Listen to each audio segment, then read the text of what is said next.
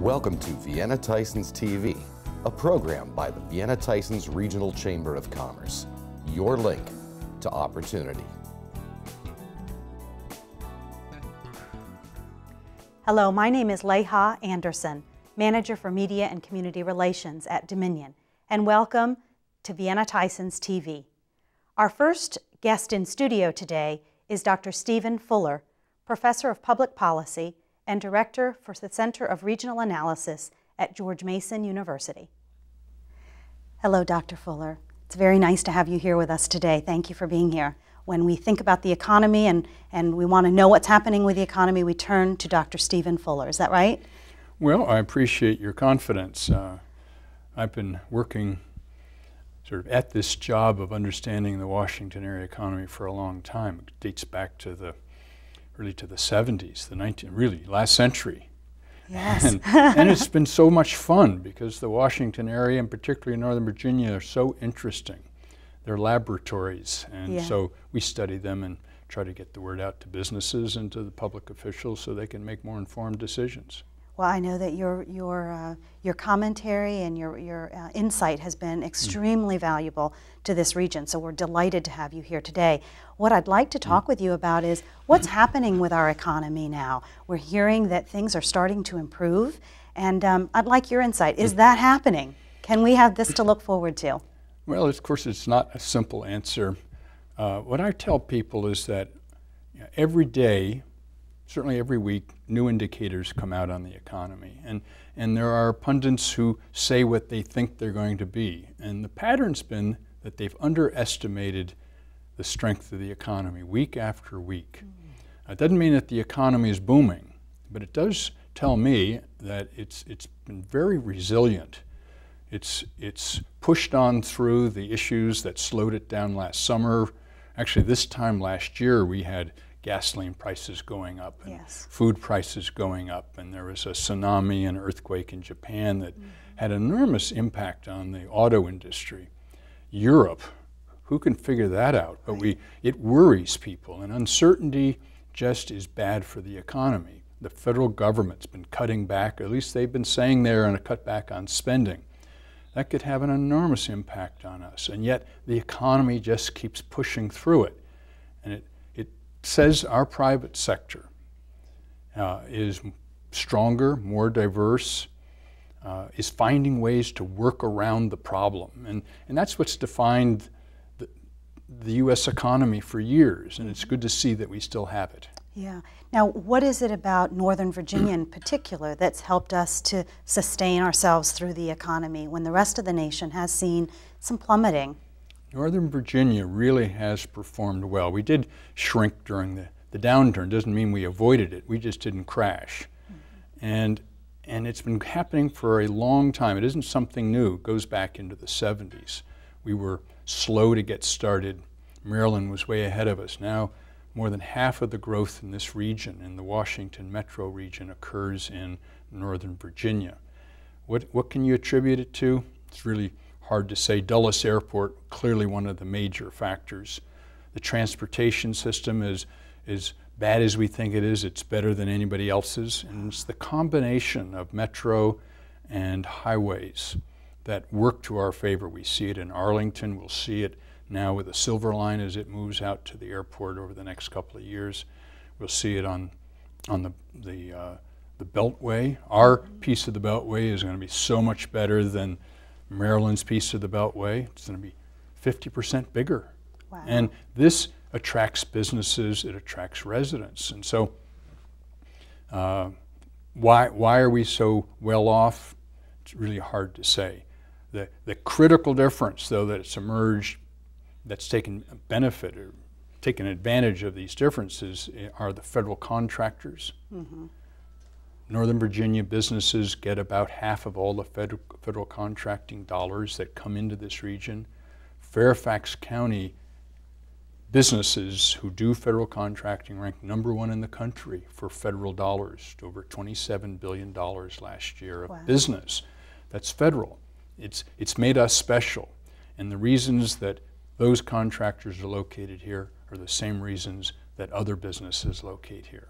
I found it interesting that you said our transportation, while we complain about it, it really is a draw for businesses to come here. I mean, we have all this construction going on right now that really frustrates people. What you're saying is be patient, because ultimately that's what's going to continue to help this Northern Virginia economy? You just wait until 2013 isn't so far away, and 2014, and they roll away all those orange cones, and they open this up almost simultaneously. The metro system out to Reston and the express lane project are going to finish within a year of each other. And it's just going to be amazing how much we've been through and what it means to this region. And it's already showing up in investment patterns. They're starting to build big buildings and high-rise apartments, high-density housing. The change has already started, and so we'll see more construction going on. As we have the last 20 years, it's going to continue the next. Yeah. Now there's a big plan for Tysons Corner, and that plan is for years out. Way out. But 2050. 2050, okay. So there's a lot happening between now and 2050 in the Tysons Corner area. Can you talk about how that's going to change our economy here in this area? You know, Tysons, of course, we've seen it grow. Those of you who have been here for a while, it was a shopping center, then it was 2 shopping centers, and low-rise gave away to high-rise, and the buildings we're planning out there now that are being planned are all 20 and 30-story buildings. It's going to be a city. Yes. And Fairfax already has more jobs than the District of Columbia. It is not a competing employment center, it's a complementary employment center. It attracts the businesses who want to be in Washington that don't want to be downtown. They want to be closer to their workforce, they want to be closer to the amenities that you and I want, and that's why we live here. Right. Tysons is just going to become the epicenter of the region's growth, its suburban growth, in an urban configuration. And I see it attracting, well, it's planned for about 100,000 more jobs. It's double the current employment. These jobs won't be dominated by federal contractors. Those will still be important, but they'll be increasingly business headquarters firms. They won't be all Fortune 500, but I think of them as companies that are regional or national or maybe even global headquarters firms, and they're coming to Washington because Washington is a power center. And Washington is Fairfax. It isn't DC. It's Northern Virginia. And they're coming here because they have access to one of the country's best airports that still has growth capacity. They're coming here for the neighborhoods. They're coming here for the workforce. We always say we have the best educated workforce in the country. Well, we do. And it's here. It's in Fairfax and in Northern Virginia more generally. Companies see that. And so they're looking for a place where all of this intersects.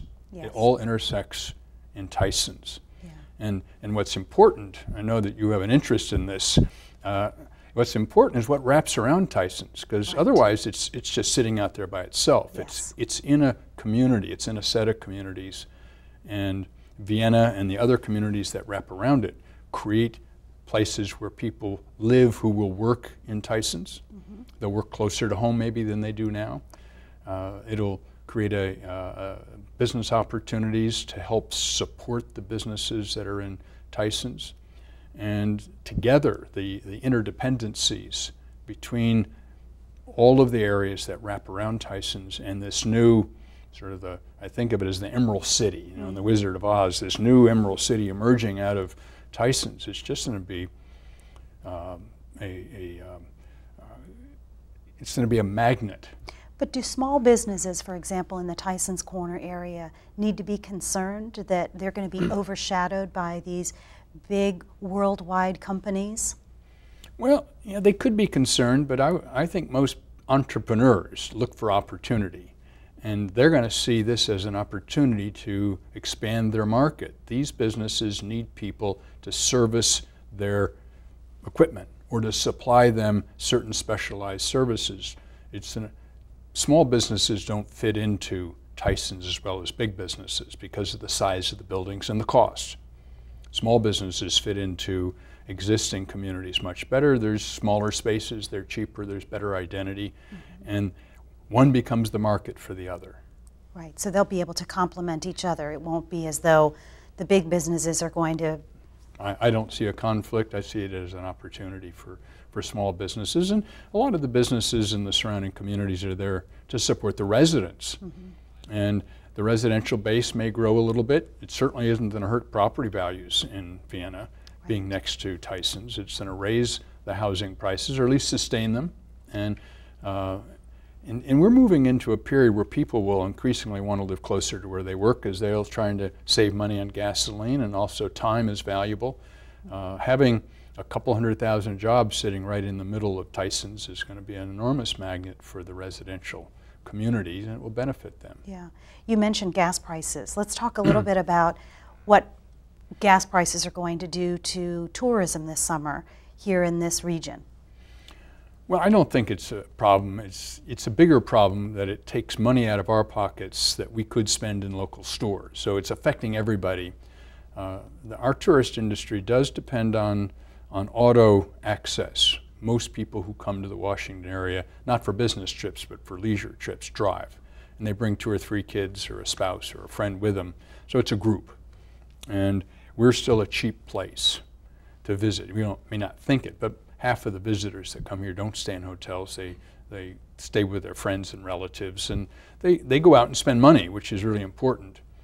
But they see this as an alternative vacation to one that they have to climb on an airplane and fly it overseas. London's really expensive compared to Washington. And so this is viewed as, it's really too expensive to go to New York, let's go to Washington. Okay. So I think we'll do okay. Tourism has been growing. The hotels are doing quite well. The restaurants are doing very well. Let me ask you about the election. How do you think that the election is going to impact the global economy? Well, it isn't the election per se. It's the uncertainty generated by the election.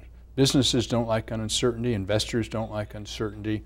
Most important is that right after the election, we have some really big, important decisions to be made about taxes and spending.